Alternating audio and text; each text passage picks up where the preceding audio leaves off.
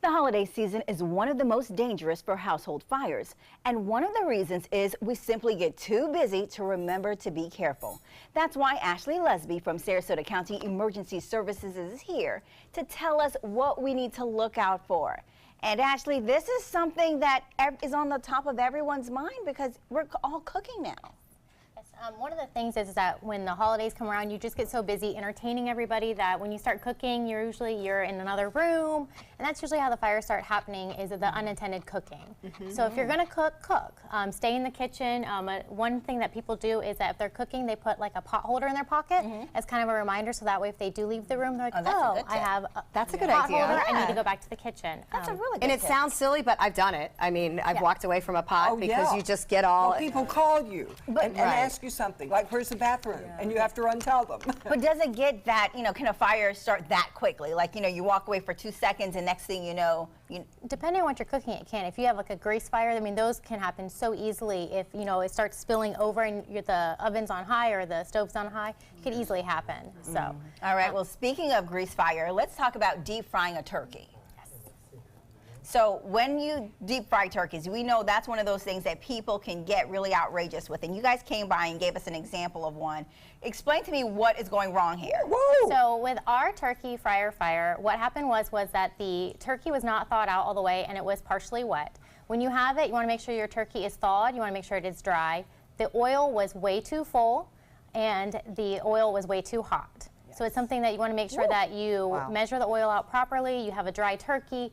You do this outside as well. You don't want to do it in a garage because we have seen fires. I think last year or the year before we actually had a fire that was caused from a turkey fryer. Oh my. And I know in that instance you saw that the oil came over and spilled out. And your example, you were away from the building and all those things. What if a person was close to their home and that oil spilled out? What could happen? That's how fires happen. We had one, I want to say a year ago or 2 years ago, where the garage caught on fire. They did it inside and it burnt the garage. Oh, no. So, yeah. That's not a happy Thanksgiving. No. Thanksgiving. In addition to cooking, there's also the concern of decorations. This time of the year, after the dinner, people are going to be starting to pull out their decorations. What can happen with decorations? As time goes on, they wear out. So if we look over here, the Christmas lights, when you take them out, you want to make sure that all of the strands are intact. There's no frayed wiring, no exposed wiring.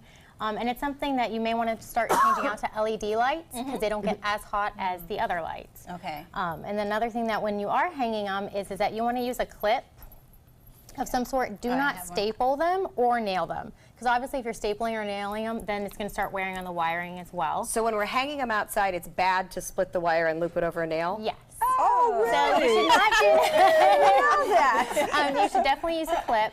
And then if you're using lights outside, make sure they're rated for outside because a lot of the lights are not rated for outdoor use and then some are not rated for indoor use. So make sure you're using the proper lights for outdoors and indoors. And I know you mentioned the clip, but we've never even seen these. No, how do you get Do these they things? sell them separately?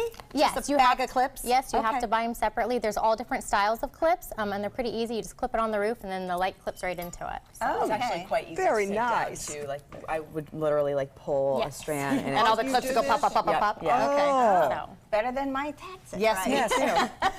All right, so give me about some other tips because we think about extension cords. You may have 10 lights on one cord.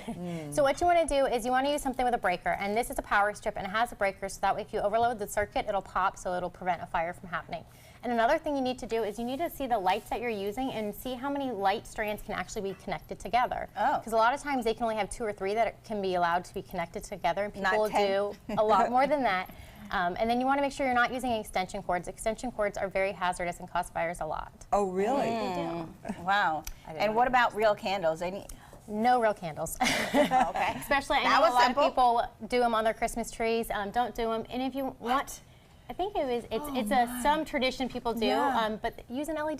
They have the fake candles. You can use those instead. But if you do have candles, make sure you don't leave them in a room with children, and you blow them out when you leave the room. And live greens around on the table. yeah. I Yeah, have had sometimes some- you forget that. I've had some problems with those. So. Apparently, sometimes we forget that. All right, well, thank you so much, Ashley. And also a big thanks to all of the emergency personnel that are going to be working this weekend trying to keep us safe. Thank you so much. Now, you guys can find more safety information by going to Sarasota County Emergency Services website. It's right there on the screen. Again, thank you guys. And next, We're gonna a holiday look that's also fiery hot. We'll be right back.